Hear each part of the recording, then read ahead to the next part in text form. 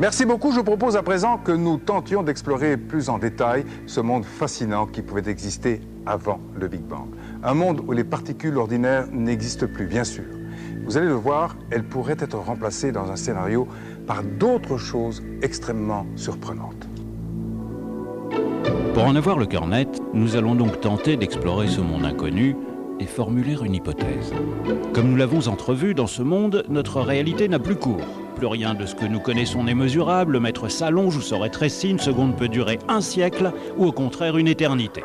Mais le mieux, avant d'aller plus loin, c'est de faire le point sur ce que nous savons déjà sur les différences entre les deux mondes, celui d'avant et d'après le Big Bang, c'est-à-dire de part et d'autre du mur de Planck. Et l'on peut maintenant ajouter un élément à ce tableau en considérant que le temps réel s'écoule, alors que le temps imaginaire ne s'écoule pas, qu'il reste en l'état. Afin d'avancer encore dans notre comparaison des choses, imaginez une machine à sous dans un casino. Elle va nous aider à comprendre une autre opposition entre l'énergie et l'information. Tant que les rouleaux de cette machine sont en mouvement, il existe une énergie, celle qui les fait tourner. Mais on ne peut pas les lire. C'est-à-dire qu'on ne peut accéder à aucune information. A l'inverse, quand les rouleaux s'arrêtent, il n'y a plus d'énergie, uniquement de l'information pure. C'est l'état extrême de l'univers avant le Big Bang, au moment où il naît, à l'instant zéro. Puisque nous savons depuis Einstein qu'énergie et matière sont liées dans le monde de l'après-Big Bang, dans notre monde, nous pouvons ajouter une nouvelle différence de part et d'autre du mur de Planck. Sur le mur de Planck, il n'existe bien entendu plus aucune particule de matière. Les seules entités que l'on rencontre encore, ce sont ce qu'on appelle des monopôles et des instantons.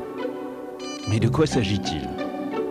Le mot monopôle a été inventé par le physicien Dirac vers 1930.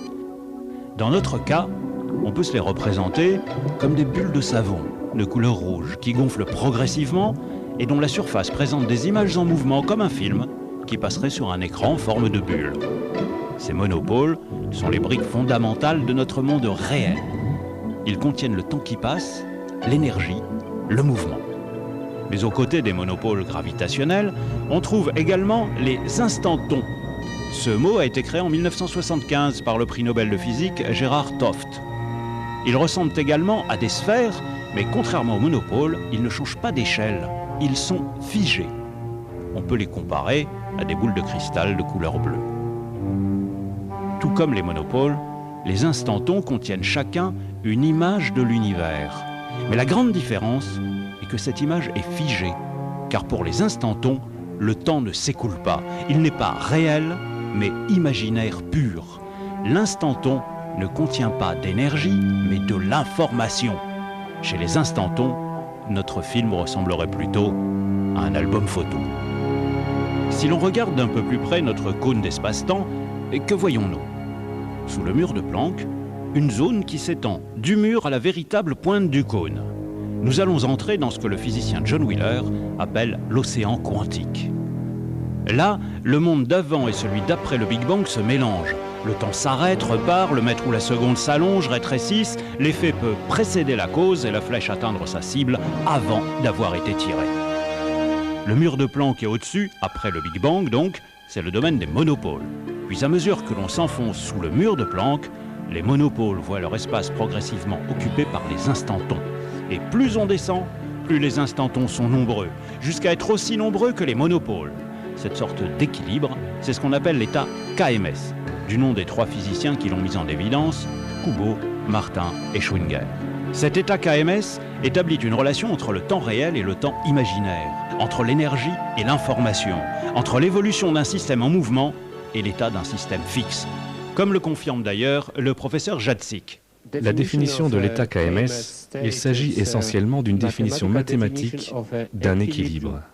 En bref, un peu comme un funambule qui garde son équilibre par un léger mouvement de sa perche. Et puis à mesure que l'on s'enfonce vers le zéro, les instantons deviennent plus stables. Ils cessent de se transformer en monopoles, avant de dominer entièrement le paysage. Et alors que nous nous approchons de la pointe du cône, tous les instantons convergent en une spirale hallucinante vers le point zéro où ils se superposent, se confondent et se fondent en un seul instanton primordial. L'instanton gravitationnel singulier de taille 0. Cet instanton unique, c'est l'objet mystérieux qui contient le secret de la naissance et de l'évolution de l'univers. Ici, le temps réel n'existe plus. Il n'y a que du temps imaginaire pur, que de l'information. Notre monde physique a laissé la place à un monde de mathématiques pures. Et voici donc quel pourrait être le secret de l'univers à l'origine. Au point zéro, un peu comme l'ADN contient toute l'information qui va permettre à un être vivant de se développer, l'instanton gravitationnel singulier contient toute l'information du grand univers. On pourrait comparer cet objet fantastique à un bouquet de sphères, une suite illimitée de zéros à l'infini. Et sur chaque bord de chaque boule, c'est-à-dire dans chaque sphère, il y a une information, un certain état, une image de l'univers, un peu comme un film, image par image. Et d'ailleurs, imaginez un film sur un disque DVD.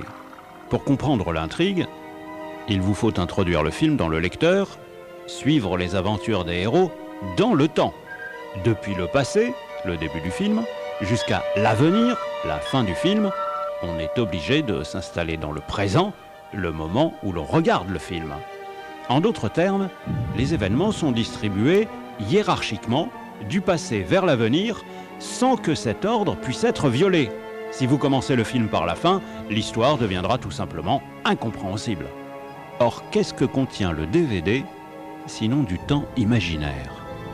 Car dès que vous retirez le disque du lecteur, vous tenez dans la main toute l'histoire du film, sans distinction entre passé et avenir. Le scénario se résout alors simplement à une information où le temps n'existe plus sous sa forme réelle, mais seulement sous sa forme imaginaire. Vous tenez en même temps le début et la fin du film dans votre main. Tous les instants de l'intrigue sont superposés en un seul instant, sans durée et hors du temps. En résumé, dans ce scénario, l'instanton gravitationnel singulier de taille 0, c'est le DVD cosmique dans la bibliothèque. L'état KMS, cette espèce d'équilibre entre l'état et le mouvement qui caractérise notre océan quantique, entre l'instant 0 et le mur de Planck. L'état KMS revient à introduire notre DVD cosmique dans le lecteur.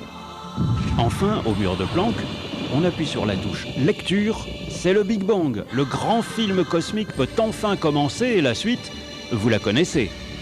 En tout cas jusqu'à aujourd'hui. Ce scénario original que nous venons de voir repose sur l'idée qu'avant le Big Bang, il existerait peut-être une forme purement mathématique de notre univers.